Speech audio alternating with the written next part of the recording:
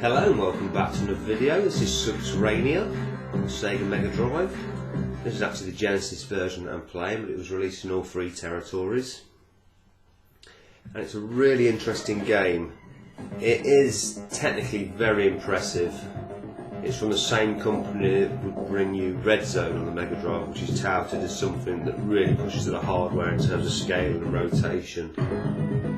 And it's got a fantastic soundtrack from the legendary Jesper Kid, responsible for quite a few games on the Mega Drive, including the soundtrack to The Adventures of Batman and Robin. So if you ever played Solar Jetman, or the name's escaping me now, Lunar Landing, what was one of the Commodore 64, Jupiter something, you know, you'd be used to the controls on this. Basically you've got a thruster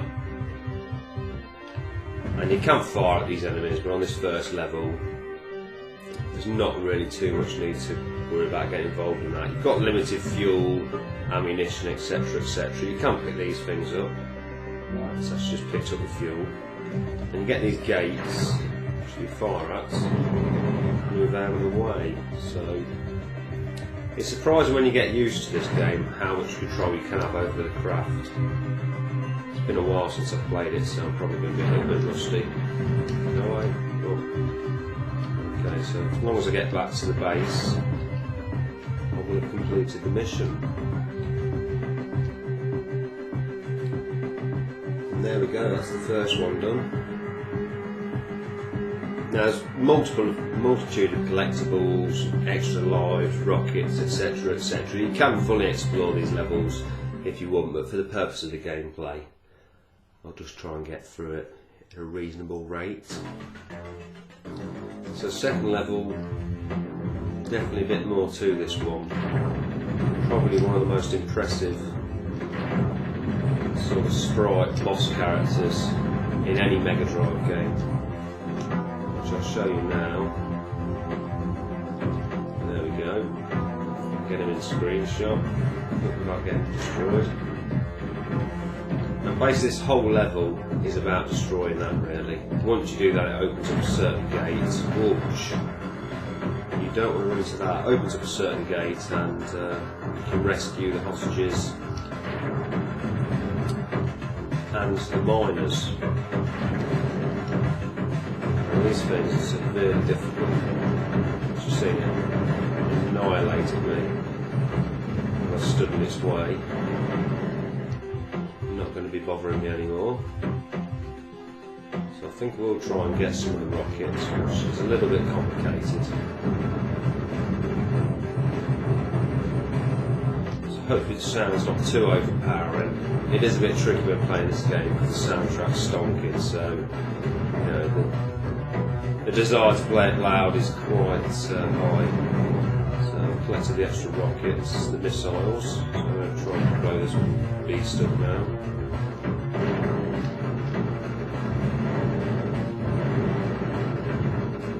Get that bottom half destroyed, because that tail will grab you and throw you around the screen. So it takes quite a bit of firepower to take this thing out of the sky. Low fuel, so that could be the least of my issues. Let's move that platform, collect the fuel.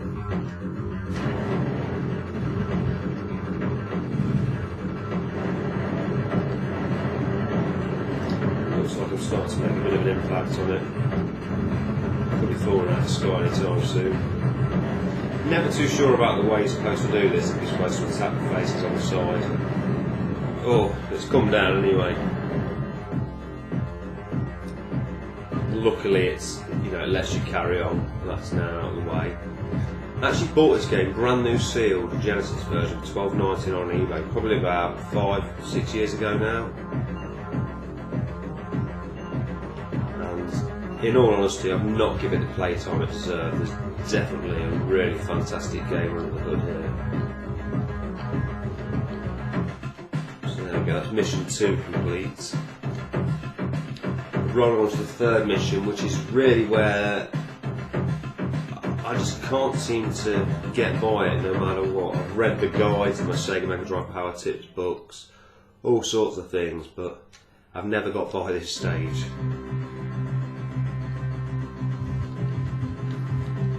It certainly mixes up the gameplay if you're going to consider this a shoot 'em up. It's certainly very different. So the first thing we're going to do is pick up this deflector. Missiles and deflector. And basically you have to drop it in front of this. Oops, no. I don't know what happened there.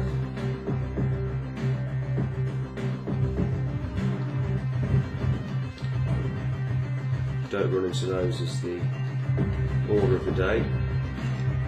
So go straight for control the deflector.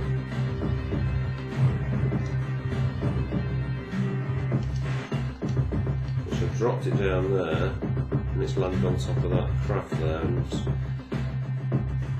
it's supposed to shoot the laser to a certain place and shoot it down here, I believe, and destroy this, but so far I'm unable to do that. Now these have got something to do with it, I'm sure. Oof, destroyed again.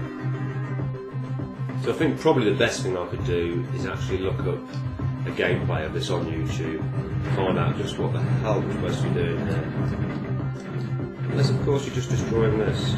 Ah, I think I may have. Maybe.